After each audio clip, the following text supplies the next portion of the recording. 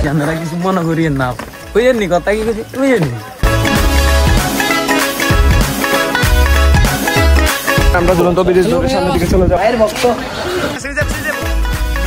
গুয়ার ভিতরে ঢুকলে নিজে যে গু হয়ে যেত, খালি হাঁটা লাগে। আমি বুঝতেছি না এরকম আব্দুল বাসির যে চলিয়েছে।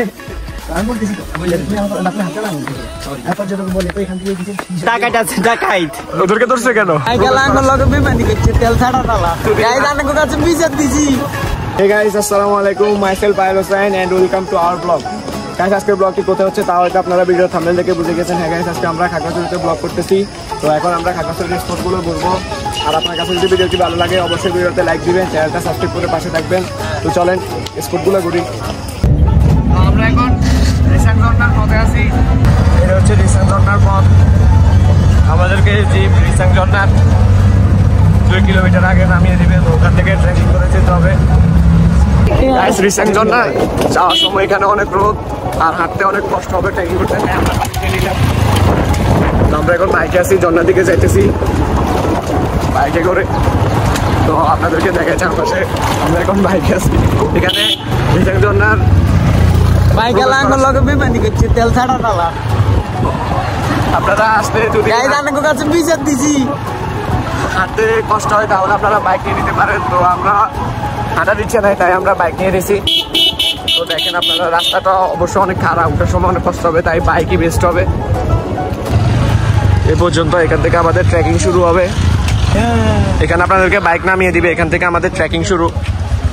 আমরা এখন রিসেন্ট ঝর্ণার পথে আছি। এখন রিসেন্ট ঝর্ণার দিকে যাইতেছি। এটা হচ্ছে ওই দিয়ে সামনে গেলে ঝর্ণা আছে। আমাদের হাতে এখনো অনেক সময় আছে, বাট আমরা রোদের কারণে একটু সবাই হাঁটতে চাচ্ছি না, তাই আমরা বাইক নিয়ে নিচ্ছি। আপনারা চাইলে পথ অনেক কাছে, আপনারা বাইক না নেওয়াটাই বেস্ট হবে। আপনারা এইভাবে চলে আসবেন, বাইক নেওয়ার দরকার নেই। আমরা রোদের কারণে শুধুমাত্র বাইক নিচ্ছি, না হলে আমরা বাইক নিতাম না। শুধু অল্প একটু আপনাদেরকে বলবে 1 কিলোমিটার, বাট এটা 1 কিলোমিটার না, এটা 1 কিলোমিটার অর্ধেকের চেয়ে কম। তাই আপনারা আসলে বাইক নেওয়াটা উচিত হবে না। আপনাদেরকে বলবে, ওরা অনেকভাবে বুঝাবে, আপনারা বাইক নেবেন না, আপনারা চলে আসবেন। আর আমার ক্যামেরার পিছনে আছে পাথর। তো ফিলিংসটা কেমন এখানে আসি? ফিলিংস বলতে কিছু নাই, ভাল লাগে না এখানে আসি। কেন? খালি হাঁটা লাগে। আমি বুঝতেছি না এরকম হাঁটতে হলে কিভাবে যাবো আমি। সাজেক থেকে আসছত কেন? হ্যাঁ, সাজেক থাকি যাইতি, সাজেক থাকি যাওয়াটাই বেটার। সাজেক একটা প্রেমও করে ফেলছি। আপনারা কি, আমি যা থাকি মানুষ, এখন এখানে আসি আমাকে হাঁটাচ্ছে। আর গাইস আমরা এখন ঝর্ণার দিকে যাচ্ছি, আর অবশ্যই আমাদেরকে সাপোর্ট করবেন। আমরা আব্দুল বাসির যে চলিয়েছে, সাজেকের ব্লগটা অনেক এনজয় হয়েছে। আপনারা অবশ্যই ব্লগটা দেখবেন, দেখে আসবেন, আর অবশ্যই আমাদেরকে সাপোর্ট করবেন যেন খুব তাড়াতাড়ি আমরা এগিয়ে যেতে পারি। ব্লগে লাইক দিবেন, সাজেকের ব্লগটা আপনারা দেখে আসেন। আর ব্লগেতে আমি আছি একটু 7, ব্লগটা একটু বেশি ইন্টারেস্ট হবে মনে হচ্ছে, যেহেতু পাত্র আছে তাই বিনোদন, ব্লগ মানে বিনোদন। ছোট ফ্যান হইয়াছি, আপনারা কিছু মনে করিয়েন না, বুঝেননি কথা কি বলছি, বুঝেননি। ওই যে ডাস্টবিন, কেউ গিয়ে ডাস্টবিনটাকে একটু সরাই দিত। আমার মন চাইলে তুমি সরাই দাও। ইউজ মি রিসাং ঝর্ণা কেন আসতো? এনে আইজি তো ডুব দিবে লন বলে ঝর্ণা ভাঙে হয় না, কাকে এটা কোনো কথা। কিন্তু আমরা যে সময় আসছি এখন এখানে বৃষ্টি হয় নাই, তাই রিসাং ঝর্ণায় পানি থাকবে না। কিন্তু তুই কেন আসতো এখানে? এখানে তো পানি পাবি না। আমাদের একজন কিছু আমি হানি মানি না, এখানটা খুব একজন পর্যটক বলে কি জানো, কি বলে দেন না না আমি বলতেছি তো, বললে দেন আপনি হাতটা না সরি, পর্যটক বলে তো এখান থেকে কিছু কিছু ঘুরতে আছে। আমি তো তা বলতে পারতেছি না। এটা নিচে এটা বলে, এটা হচ্ছে সে কাঙ্ক্ষিত রিসাং ঝর্ণা। দেখেন ঝর্ণায় কোনো পানি নাই, অনেক মানুষের তো এখানে হাঁটিয়ে আসতেছে কথা।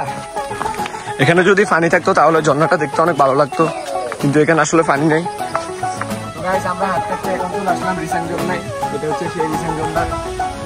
এখন বর্ষণ, বৃষ্টি না হওয়ায় এখানে পানি নেই। যদি বৃষ্টি হতো তাহলে ঝর্ণায় অনেক পানি থাকতো, দেখতে অনেক সুন্দর লাগতো।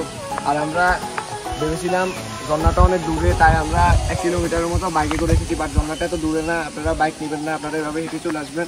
ঝর্ণাটা মেন পয়েন্ট থেকে এত দূরে না, হাঁটলে আপনাদের সর্বোচ্চ 20 মিনিট লাগবে, চলে আসতে পারবেন। আসলে আপনাদেরকে ঝর্ণাটা দেখাই। রিসাং ঝর্ণার এখানে একটা সতর্কতা সাইনবোর্ড দিচ্ছে, আপনারা অবশ্যই এগুলো পালন করবেন। না হলে এখানে রিস্ক আছে।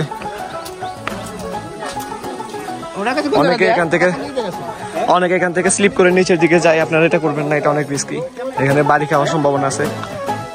এদিক দিয়ে একটা পথ আছে, আপনারা এই পথ দিয়ে রিসেং ঝর্ণার উপরে উঠতে পারবেন। এখন বর্ষার মৌসুম না হওয়ায় এখানে পানি খুব অল্প পরিমাণে পড়তেছে। আমরা এখন এখান থেকে আলুটিলা গুহার ওইদিকে চলে যাব। তো চলেন ম্যাজিক করে আলুটিলা গুহার ওইদিকে চলে যাই। গাইস আলুটিলা গুহার গেটে এসে আমরা টিকিট নিয়ে এখন আমরা ভিতরের দিকে যাচ্ছি। রাস্তাটা অনেক খারাপ, উঠার সময় অবস্থা খারাপ হয়ে যাবে, এখন নামতেছি তাই এত ফিলিংস হচ্ছে না। তো আজকে এখানে ঈদের পর হওয়া, এখানে অনেক মানুষ, ঈদের পর তো তাই এখানে অনেক মানুষ দাঁড়ানো। আপনাদেরকে দেখা একটু ক্রাউডেডটা, চারদিকে অনেক ক্রাউডেড দেখেন। ব্রিজের এদিকে চারপাশে অনেক মানুষ এখানে আজকে। ব্রিজের এদিক থেকে এদিকে খুব ভালো ভিউ পাওয়া যায়, খুব সুন্দর ভিউ পাওয়া যায় এদিকে।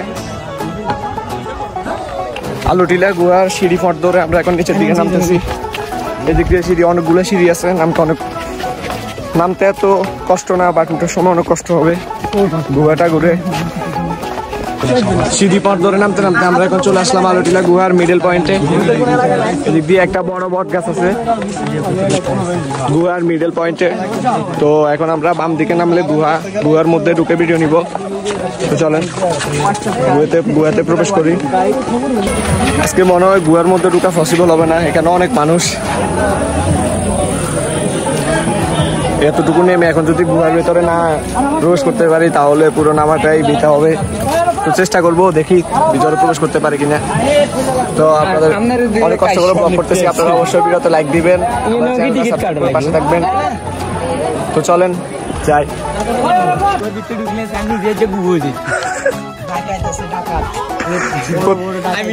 আলুটিলা গুহায় কি আছে? ওদেরকে ধরছে কেন? দেখেন জাস্ট ভিড়টা দেখেন, এখানে মানুষের অনেক ভিড়, অনেক মানুষ এখানে।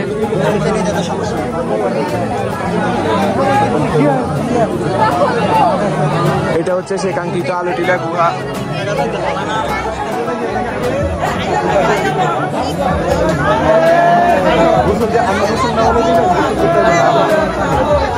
এখানে অনেক মানুষ, আমরা এখান থেকে চলে যাব, গুহার ভেতরে যাব না। আমরা এখন এখান থেকে ঝুলন্ত ব্রিজের দিকে যাব। এই মাত্র চলে আসলাম আমরা খাগড়াছড়িতে, আমাদের লাস্ট স্পট ঝুলন্ত ব্রিজে। তো চলেন ঝুলন্ত ব্রিজে যাই, ওখানে কি আপনাদেরকে দেখাচ্ছি ঝুলন্ত ব্রিজ। এখন চলে আসলাম আমরা খাগড়াছড়ি SDCH পার্কে। তো এই মূলত এই পার্কের মধ্যে হচ্ছে ঝুলন্ত ব্রিজ। তো চলেন আমরা ঝুলন্ত ব্রিজের দিকে যাই।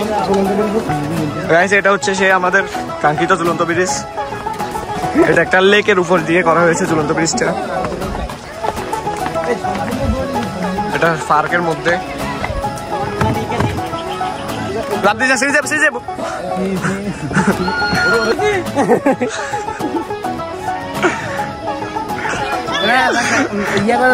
আমরা এখন আছি ঝুলন্ত ব্রিজের উপরে, এখানে অনেক মানুষ। আমরা এখন ঝুলন্ত ব্রিজের উপর দিয়ে যাচ্ছি। মানুষ হাঁটার কারণে এটা অনেক দূরে। এই পথটা হচ্ছে শেষ মাথা। তো আমরা এখন প্রায় অলমোস্ট শেষ পথে চলে এসেছি, এখান দিয়ে শেষ। এটা হচ্ছে শেষ গেট ঝুলন্ত ব্রিজের। এদিক দিয়ে হেঁটে এর পাশে আসছি আমরা, এখন এদিক দিয়ে উপর উঠে যাব, উঠে এদিক দিয়ে চলে যাব। SDCH পার্কের মূলত মেন আকর্ষণ হচ্ছে এই ঝুলন্ত ব্রিজটা। তো এই পথ ধরে আমরা ঝুলন্ত ব্রিজ ধরে সামনের দিকে চলে যাব। এই সাজেক ব্লক থেকে শুরু করে খাগড়াছড়ি আসা পর্যন্ত অনেক ট্রেকিং করে। কংলার পাহাড়ে ওঠার সময় আমাদের রিসোর্টটা ছিল কংলার পাহাড়ে, ওইখানে অনেক ট্রেকিং হয়েছে। এখন আমরা খাগড়াছড়িতে ঘুরতেছি, এখানে অনেক ট্রেকিং। যেমন এই পার্কটাতে প্রবেশ করে আমরা প্রবেশ পথ থেকে এই পর্যন্ত আমরা হেঁটে হেঁটে যাচ্ছি। তারপরে আলুটিলা গুহার ওইখানেও অনেক হাঁটতে হয়েছে। তো চলুন সামনের দিকে যাই, এদিক দিয়ে আরও পথ আছে।